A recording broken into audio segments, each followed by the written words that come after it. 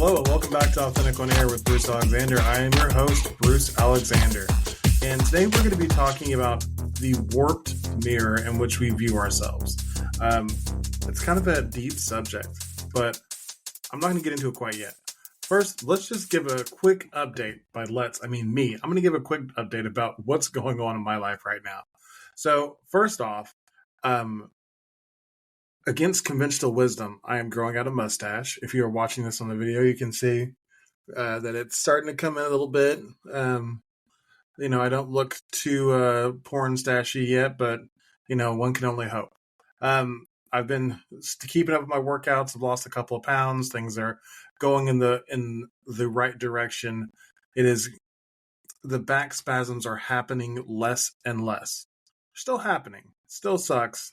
Still hard to get through workouts without the lower back tightening up really bad, but I'm doing the things I have to do to get this taken care of because I want to be around for my kids for a long, long time. I want to be able to take care of myself, and that is the result that I have in mind, is to be there for my grandkids. And in order to do that, I got to take care of me right now. So that result is driving me forward, and it's going pretty well. If you have not heard me on social media talking a lot recently, if you haven't been following closely, you will start to see much more of me talking about God. It has been quite a whirlwind romance. Me and God have gotten real close real quick. Some might say we're moving too fast, but honestly, you can go eat a bag of tacos. It has been really good for me. I had been resisting my relationship and my calling from God for a very, very long period of my life, and it has been really good to open up that conversation again and to really feel like I'm being guided by something greater than myself. So you're welcome for that gift of sharing. In my business, I don't know if I talked about this last episode because I think it happened, but I don't know if I actually mentioned it. But I got my first big client, and it's going great. It is more of a VIP boutique service for this client. They're getting more access to me than I've given before, but the price tag was worth it. And also I like working with this person. That makes, whenever you feel like you're helping somebody, they appreciate the help, they're willing to pay for and value you to do the thing, and then you also enjoy working with them, it's kind of hard to say no to access to a certain degree. Like, obviously I still have my boundaries in place. There are certain times that, I'm off the clock. I don't work. I try to be available for my family during homeschool hours. Like, that's a non-negotiable. But outside of that, we text every now and then whenever she's working through stuff and I'm trying to help her, because I'm helping her through several different aspects of trying to be an ADHD parent. And some of those things are difficult from day to day. She's trying to launch a business. She's trying to re-engage in some of the relationships that she has forsaken in the past, which, I don't know if you guys have seen this as an ADHD adult or parent. I feel like it is kind of like everything else for us. Sometimes if it's not like urgent priority, it kind of gets left by the wayside and we forget to maintain the relationships that are important to us, and we get in the hole. And then we have to dig our way out. And that's actually something that I've built a webinar based on, is like how to engage in the relationships that we've let go cold. And I'll be talking about that later on. But working with this client has been really great for me. And I'm just it's been nice to have some financial runway to start working on other things, trying to figure out how I'm going to scale my business, how I'm going to actually run ads and do the big things that businesses do. It's scary, but good problems to have. And things are all working in the right direction. And things with my kids are literally out of this world. Living the Warriors way, sticking to the system I've been sticking to, doing the things I teach my clients to do, living the life that I'm coaching has really, really, really been beneficial for me. My kids and I are closer than we've ever been. They are a constant source of energy and love and kindness for me, versus it being this responsibility I have to shoulder. And that is a really big difference. I spent the majority of my first 13, almost 14 years of parenting running from the responsibility of parenting because I didn't know how to do it. I was scared. And in learning how to live in truth and be vulnerable, it was pretty easy to find out that once you're able to like stop being so toxic to yourself and you show up and you are open with your children, they start to mirror that back. They start to be open and vulnerable and they want you in their lives. Even if you are not providing everything that you think that they deserve, they just want you to show up. And I have seen great results from being there. And I'm really happy to share that in my life, it has been going really great. Things have also been going really well with my wife. If you listen to my show, which I hope you do, I really hope you do, then you know that there has been some pretty messed up stuff that I've done throughout our history together. And so it is easy for me to say that everything is great and wonderful now, and it is, but there has been a lot of back and forth with that. There's been a lot of, gaining momentum and then losing and falling back because of the things that I've done in the past that keep rearing their ugly heads. And the biggest part of that has changed is I've really before it was taking accountability, but not learning the lesson. And that is what I mean by that is I would say, I'm really sorry that I cheated on you. I really don't want to ever do that again. But in that affair, there was a lesson that I didn't learn. It wasn't don't cheat. That's obvious. There was something deeper there that I'm now learning how to take these events that have been really painful for my wife, painful for me, all these different things I've been through, and how to actually actively learn from them, because there is a lesson in every one of these triggers that we face in our life. But most of the time we're too afraid to look too deeply at it because we get too angry or too guilty or too scared or whatever it is. And then we don't actually find the lesson that was hidden inside of that event. And that has been really, really essential to me growing as a man much quicker and showing up in a way that is consistently surprising my wife.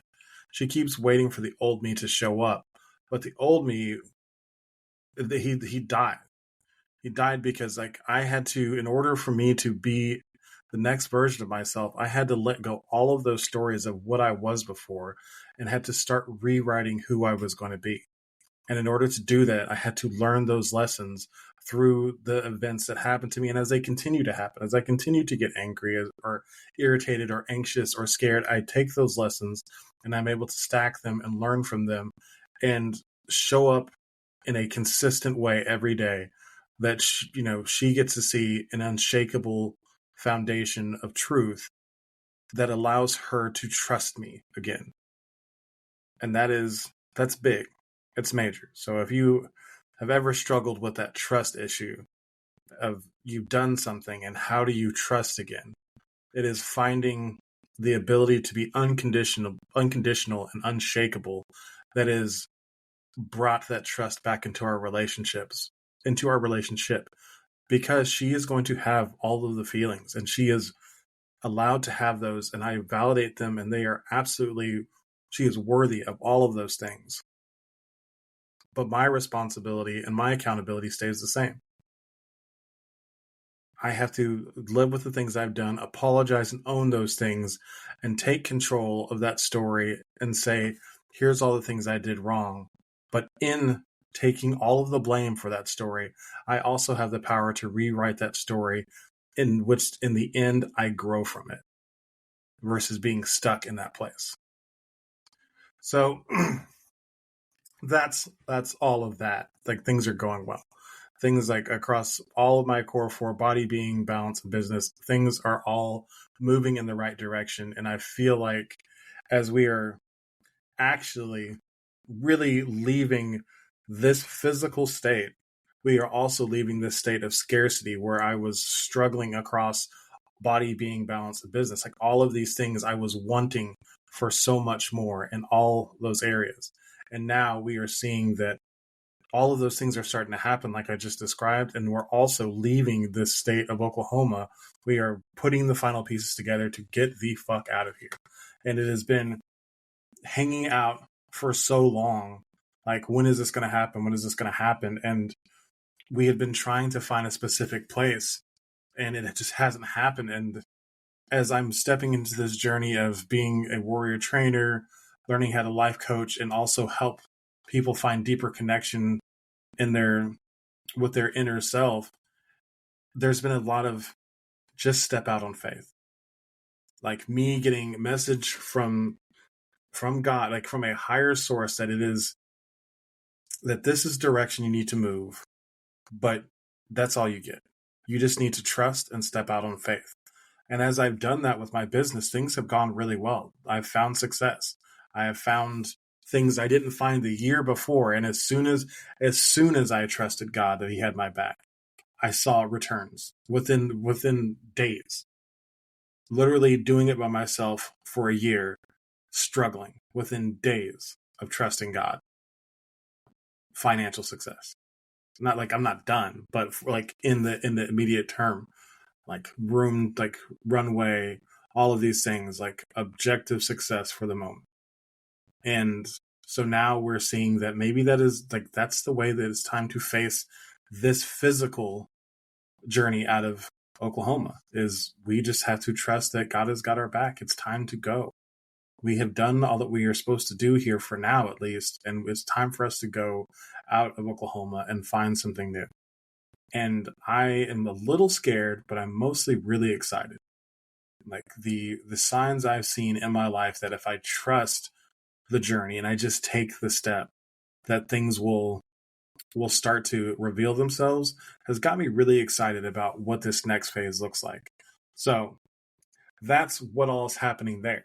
The reason why I wanted to talk about this warped mirror of self-perception is because it was something that came up in one of my stacks today or yesterday, is that as an ADHD person, adult, parent, we have this person inside of us who was told that they were wrong and that they were imperfect and that they're not normal. They're not the way they're supposed to be. And in that moment, we were told to stop trusting who we are. We were trained to be somebody different that did not jive with who we were actually supposed to be. And a dissonance was created. There was never again going to be the same person as you felt on the inside when you looked in the mirror, looking back at you.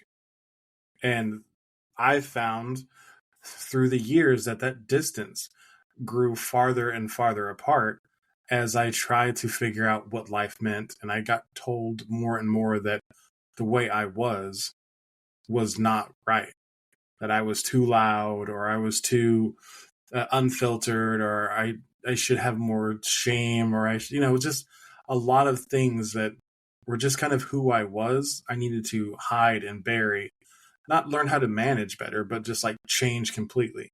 And nobody tells you that you don't have to listen to those things. You just do it because that's what like a lot of people are telling you that. So you think that it's true. And as that dissonance grows and grows, like that mirror becomes more and more warped. And so when you look at yourself, there are parts of you that are bigger than they're supposed to be. They're bigger than they actually are in real life. And there's other parts that are smaller.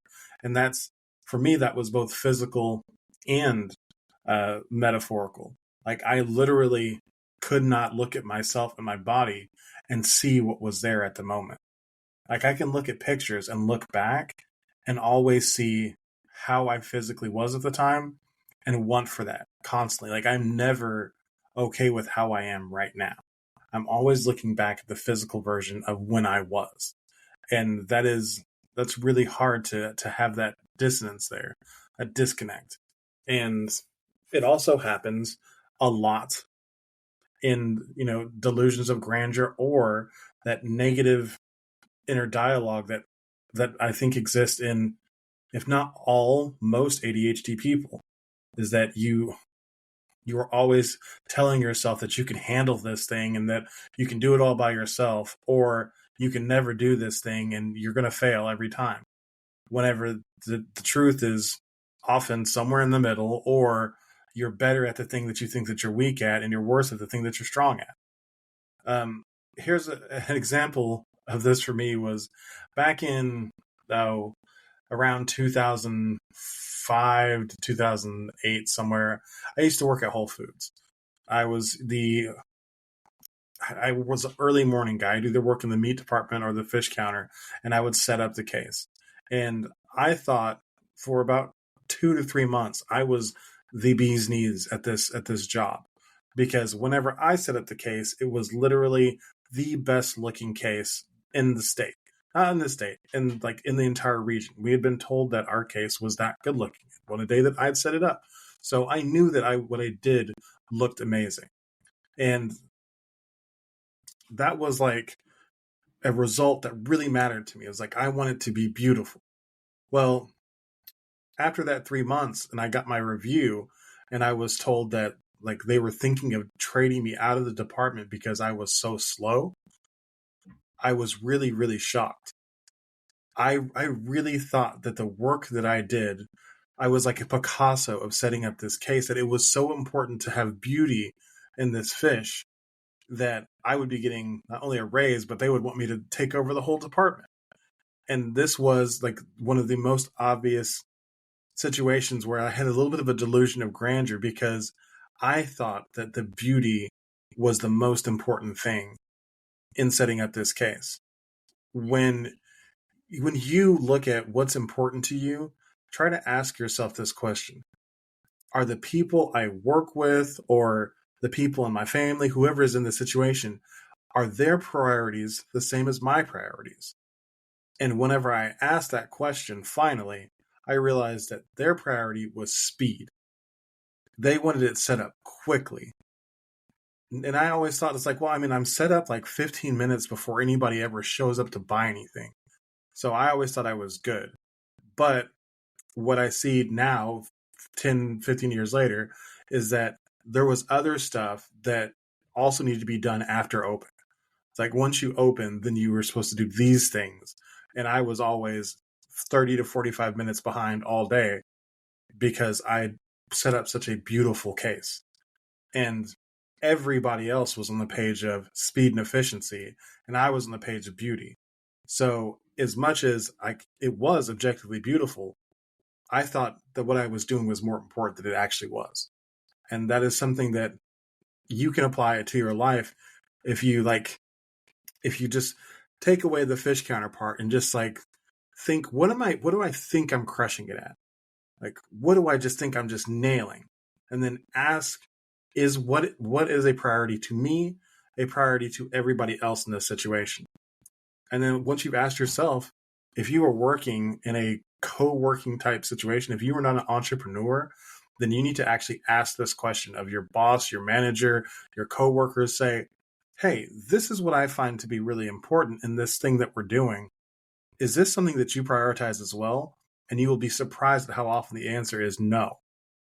Like, you think me working in the fire department in the pub ed office, I thought getting new presentations done, finished, quality built up, getting better at these, gaining new skills, that was what I needed to be focused on. But being part of the team was what everybody else prioritized. So I was constantly on the outs, and I couldn't understand why, because they were busy building relationships and I was busy building presentations. So that is a lesson that I promise you can apply, and you will see instant results in your business. I've used it, like I've talked to a client about this, and I was just like, I just want you to have this conversation with a couple of your coworkers and then reframe your mentality. And within 30 days, he had gotten a raise and had started to see them talking to him about becoming part of leadership. Because generally, as ADHD people, if we are in the workplace and we have not gotten fired, we're pretty damn good at whatever it is we're doing. We just need to be redirected a little bit to be on the same page as everybody else. And if you can take the time to ask those questions, you will see a massive amount of growth. because you are good at what you do. You understand it better than other people. You can adapt and grow when other people get stuck, but you have to care and you have to ask the question. So another place where like this warped mirror affected me was actually for this podcast, not this specific episode, but when I was recording for season 1 of this podcast, I had a friend on who, her name is Larissa. It's episode, I don't know, somewhere like episode 12 or so, Larissa Port, and she is an amazing friend of mine, really, really beautiful soul. But I was terrified of this woman for like the first, I don't know, 5-6 times we met. And even as we became friends, I often still think that she doesn't like me. Like, she's got just a quiet face, beautiful smile, but she just doesn't talk that much. So I often would think I'm doing something wrong. Like just in the silence of her face, I would just assume that for some reason she hated me. And in doing this interview, she told me something that really shocked me because I had considered myself kind of the, the annoying friend of our friend group. Like I'm the one who was like, hey, you guys want to do anything? You guys want to hang out? Like I was just the annoying kid, like the booger eating kid in the back of the class who everybody's just like, oh, him again. That's how I felt. And in that episode, she told me that I was the glue to our friend group because we were talking about moving, and she gave me the gift of knowing that when we left, that things would never be the same because it was me who brought us all together. That is never how I considered myself. I still struggle with it to this day. Is like, what? Me? Because I always thought that me trying to bring everybody together was annoying. Like it was a selfish thing. It's like, I want to see my people. So come to me, people. Come to my house. I'll make you food. But come to me. And it was a shock to the system to realize that my reaching out to them meant something to them. They wanted to be part of what I was offering, that community that I was trying to build for me. It was a selfish motivation for me and my family. It's not totally selfish. Like I want my kids to see their friends. I want my wife to have, somebody to talk to besides me all the time because I get to be a lot. But in her saying that, I had to pause, and I had to, like, the lesson I learned from that was like, you are something important to somebody that you don't see. Like that blew my mind. And when we had our initial going away party, like 4 months ago, which we still haven't left, and you can, put that in your pipe and smoke it because we're going soon. But we had our going away party, and she gave me a bottle of glue and, told me thank you for being the glue in front of everybody. And I cried like a little baby because it really meant so much to me to not only hear her say it out loud, but to have our other friends confirm that's it. That's true. Like, because this is something I didn't consider of myself. So once again, this is just another version of that mirror in which you perceive yourself being warped. Like you can't really trust it.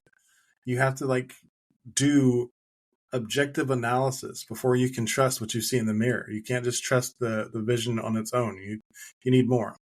And another example of that is this. I did for the warrior method training, like I had to do a critical feedback assessment. So I had to ask people who know me, either they worked with me or they're friends with me, family, mentors, whatever. I had to ask them like what my strengths and weaknesses are, what my X factor is.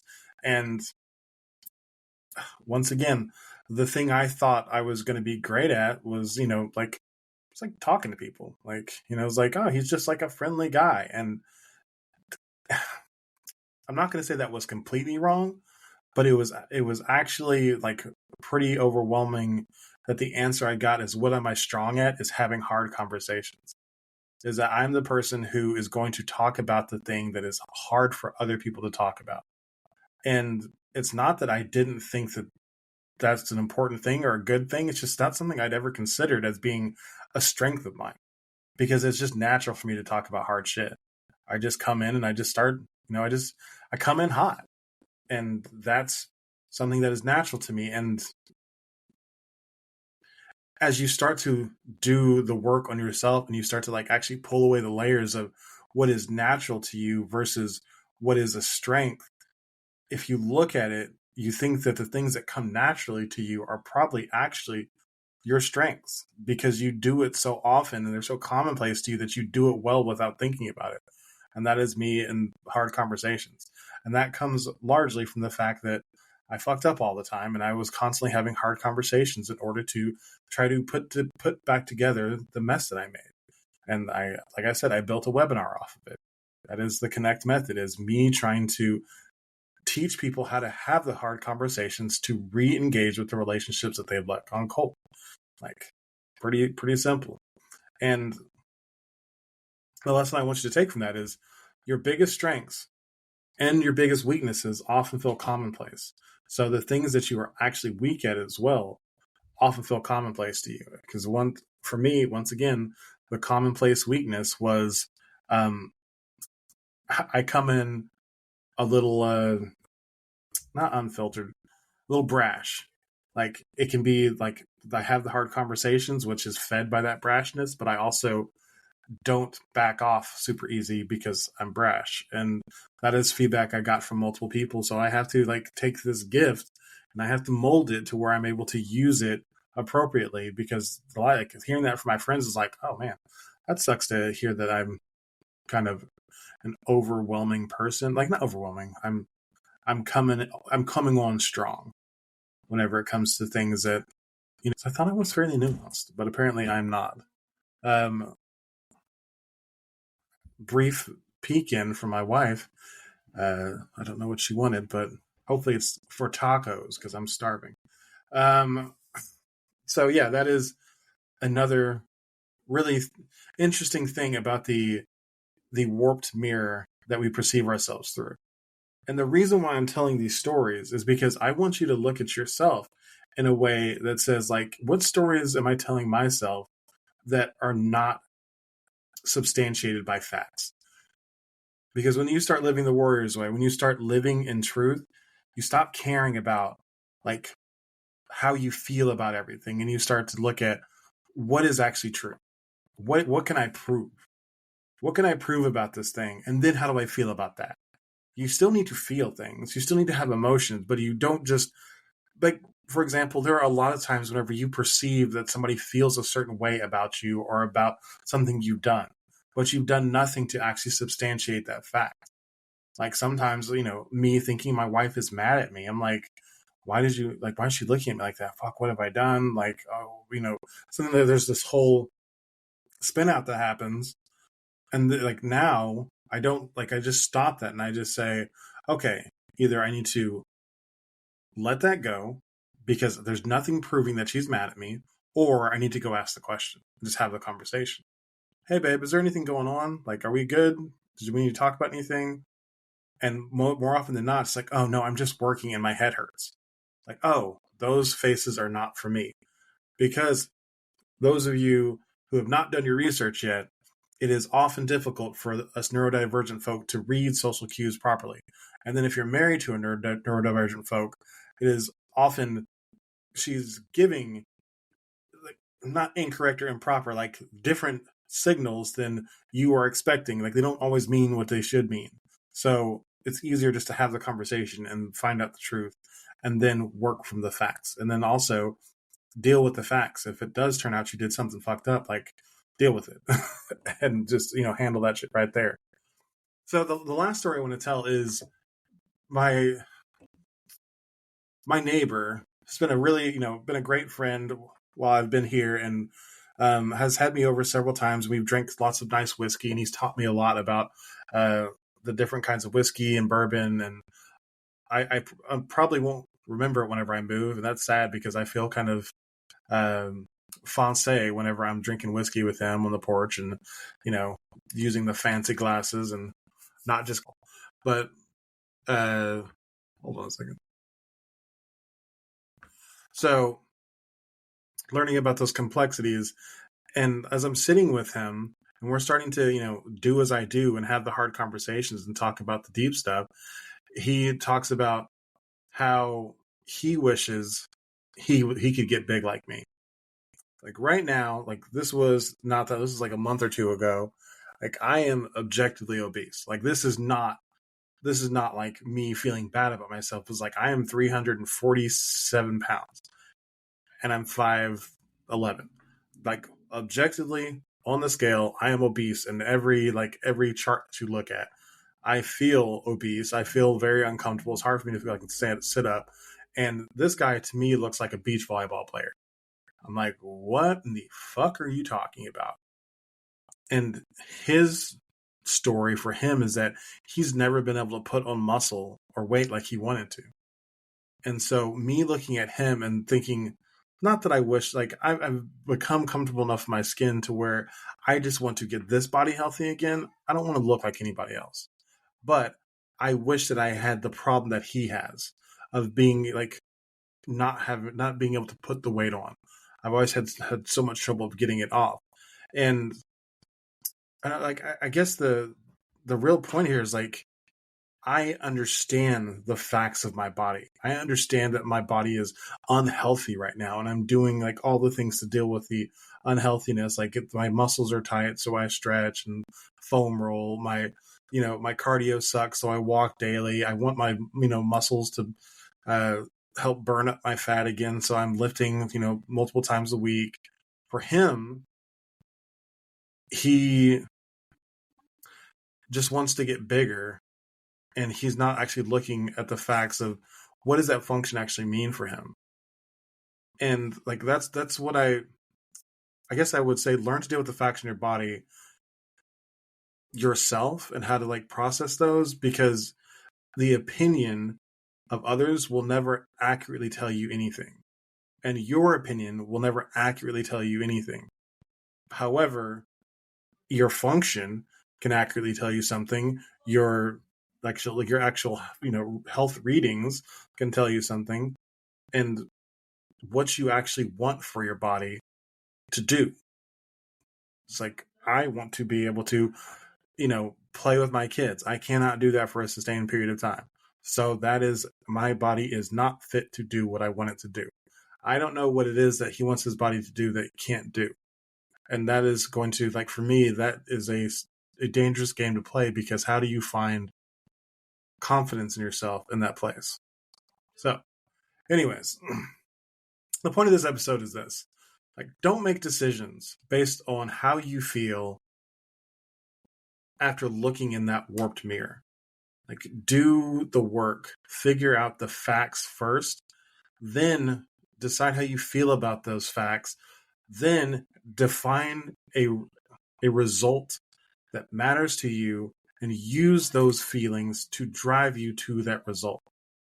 Stop being controlled by the emotion that you feel in the moment, and start living for a greater goal that guides you to the purpose and passion in your life that makes you feel alive in life. Oh, I just used that's my brother's old business name. So, anyways, here's the thing I can tell you is if you live by a code and you learn to tell the truth about your situations and deal with what you can prove to be true, then you define a desired result and address the facts in a way that gets you the result that you want, you will start to find true passion and purpose in your life. And if you're wanting to stop letting life happen to you and you want to start making those decisions on your own, we should have a conversation.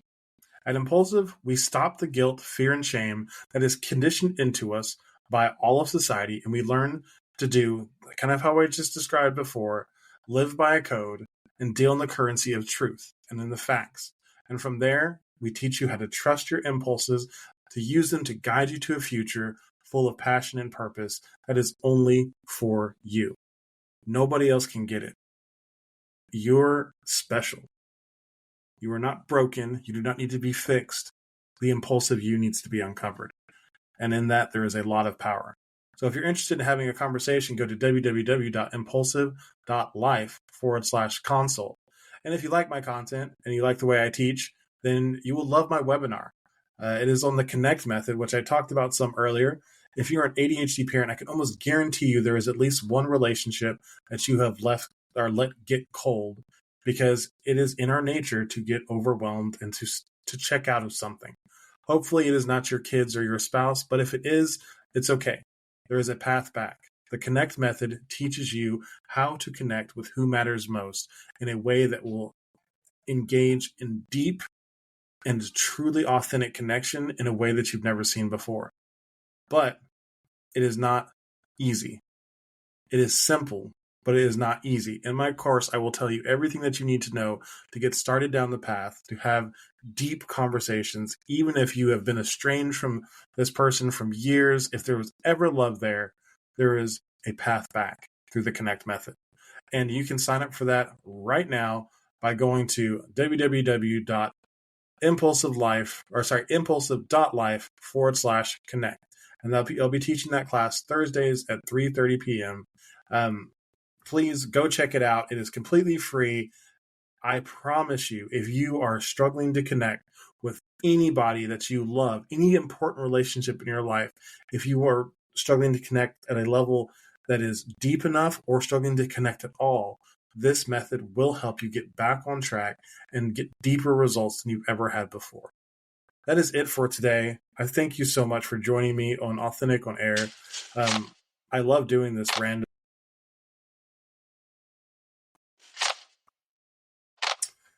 Thank you, guys. That's it. Have a great night. I will see you next week. And yeah,